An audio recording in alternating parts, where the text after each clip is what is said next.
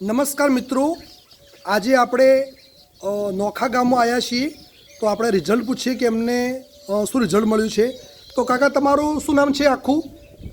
પટેલ ડુંગરભાઈ વેણાભાઈ નોખા. પટેલ ડુંગરભાઈ વેનાભાઈ નોખા. અને આ તાલુકો કયો નોખાને? તાલુકો દિવેલા, જિલ્લો જિલ્લો વાવથરા. વાવથરા. કાકા તમને શું તકલીફ હતી પહેલાં? પથરીની તકલીફ. પથરીની તકલીફ હતી. તો તમને કેટલી પથરીઓ હતી ટોટલ? 5 થી 6. 5 થી 6 પથરીઓ હતી. કેટલા એમએમની હતી? 6, 5, 4, 3, 5 થી 6 પથરી હતી. એક 6 એમએમની હતી, હા. બીજી 4, એક 5 એમએમની હતી, એક 4. એક 4 એમએમની હતી, અને બીજી 2 નાની હતી. હા. ટોટલ તમારી 5 પથરીઓ હતી, બરાબર છે. તો તમને આ URI+3 લિક્વિડ તમે 3 બોટલનો કોર્સ કર્યો, એમાં તમને શું ફરક પડ્યો છે?